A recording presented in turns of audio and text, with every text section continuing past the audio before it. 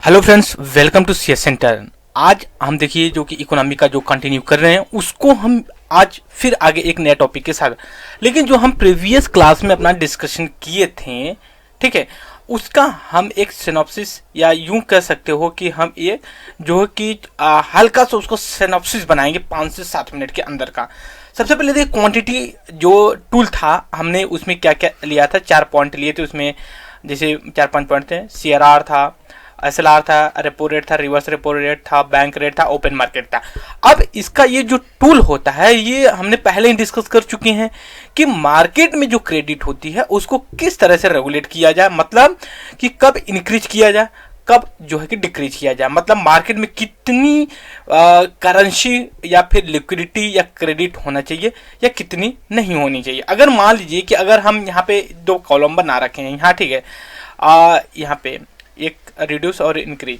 अब यहाँ पे ये है कि ये क्रेडिट जो होती है ना, क्रेडिट जो होती है वो लिक्विडिटी कितनी, जैसे मान लीजिए कि अगर आरबीआई को लगे कि जो मार्केट में 100 रुपए है, लेकिन उसकी वजह से इन्फ्लेशन ज़्यादा बढ़ रहा है, ठीक है, इन्फ्लेशन ज़्यादा हो रहा है, तो वो क्या करेगा, इसको घटा करके 50 कर देगा। तो इन्फ्लेशन क्या होगी, घटी आएगी, और लिक्विडिटी भी कम करेगी, तब वही घटी आएगा। तो वाइस वर्सेस होगा। सबसे पहले अगर देखिए सीआरआर, कैश रिजर्व रेशियो, जो बैंक्स आरबीआई के पास रखती हैं और उस पर इंटरेस्ट रेट आरबीआई नहीं पे करता है, उसको अगर इन्फ्लेशन को कम करना है, यहाँ पे देखिए रिड्यूस इन्फ्लेशन अगर कम करना है तो इसको इंक्रीज कर रहा है, और इंक्रीज करेगा तो मार्केट से मनी जो है कि आरबीआई के पास आ जाएगी। लेकिन जब economic growth in the sense कि इफ इन्फ्लेशन नहीं है, मतलब और डिमांड होनी चाहिए मार्केट में, और डिमांड कब होगी, 2 तरह से हो सकती है। एक डिमांड जो कि डिमांड साइड जो है कि प्रोडक्शन जो है कि उसको इंक्रीज कीजिए, दूसरी चीज प्रोडक्शन ही इंक्रीज करने से लोगों के पास मनी भी होनी चाहिए। उसे क्या करेगा आरबीआई, इंक्रीज करने के लिए क्या करेगा, सीआरआर को डिक्रीज। उससे क्या होगा कि आरबीआई के पास जो कि मनी कम जाएगी, ठीक है, आरबीआई के पास मनी कम जाएगी तो ज्यादा मनी बैंक्स और पब्लिक के पास होगी, उसे लिक्विडिटी की डिमांड बढ़ी रहेगी। वही काम जो है कि एसएलआर के साथ भी करता है सीआरआर, उसके बाद एसएलआर के साथ, रेपो रेट के साथ, रिवर्स रेपो रेट के साथ, बैंक रेट के साथ और ओपन मार्केट के साथ सब करता है। अब यहाँ देखिए सब में इंक्रीज किया। अगर मान लीजिए, अगर क्वेश्चन यहाँ क्वेश्चन अभी नहीं बता रहे हैं, अगर मान लीजिए कि इसमें यह पूछे कि अगर इन्फ्लेशन को कंट्रोल करना है तो सीआरआर को इंक्रीज करेगा डिक्रीज करेगा, तो इंक्रीज करेगा। अगर ग्रोथ रेट बढ़ाना है तो उसको डिक्रीज करेगा। तो ये वाइस वर्सेस यहाँ पे दिया हुआ।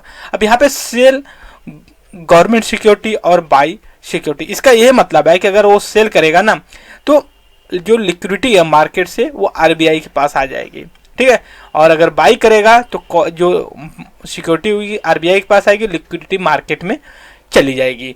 तो ये हम जो कि क्वांटिटी उसके बारे में डिस्कशन किया। अब हम थोड़ा सा और इसमें एक ब्रीफ है उसको डिस्कस कर लेते हैं कि वाइस वर्सेस ऑफ एसएलआर, उसके बाद सीआरआर, यहाँ पे सीआरआर और SLR. CRR cash reserve ratio जो आरबीआई के पास बैंक रखती है, एसएलआर जो बैंक खुद अपने पास कैश, गोल्ड और फॉरेन करेंसी अदर लेवल में वो रखते हैं। देखिए यहाँ पे both reserve require a tool use by RBI to regulate money supply, ये पहला डिफरेंस है। मगर सीआरआर मेंटेन परसेंटेज ऑफ, जो सीआरआर होता है उसका वो total time and demand liability से होता है। लेकिन एक सेकेंड, सीआरआर जो होता है डीटीएल से, डिमांड एंड टाइम लायबिलिटी से। उसके बाद एसएलआर जो होता है वो जो होता है आपका एनडीटीएल से होता है, नेट टाइम एंड डिमांड। अब देखिए इसमें नेट वर्ड लग गया है, तो नेट का मतलब पूरा कुछ काट पीट करके जो होता है उसको। दूसरा है CRR maintain by commercial bank with RBI in cash, ठीक है। और दूसरी चीज है जो एसएलआर होता है, ये जो है कि शेड्यूल कॉमर्शियल बैंक खुद रखती हैं, लेकिन वो कैश में हो सकता है, गोल्ड में हो सकता है, इवन गवर्नमेंट अप्रूव सिक्योरिटी के रूप में हो सकता है। तीसरा जो डिफरेंसेस है इनमें, जो शेड्यूल कॉमर्शियल बैंक होती है ना, वो एबल होती हैं to earn money while maintaining SLR मतलब वो किसी और को या फिर in term of government approval, government security जो कि वो मतलब कर सकती हैं, उसमें प्रॉफिट ले सकती हैं अगर वो कहीं पार्क करती हैं मनी को। तब दूसरी तरफ CRR जो होता है उस पर कोई इंटरेस्ट रेट नहीं दिया जाता है RBI के थ्रू।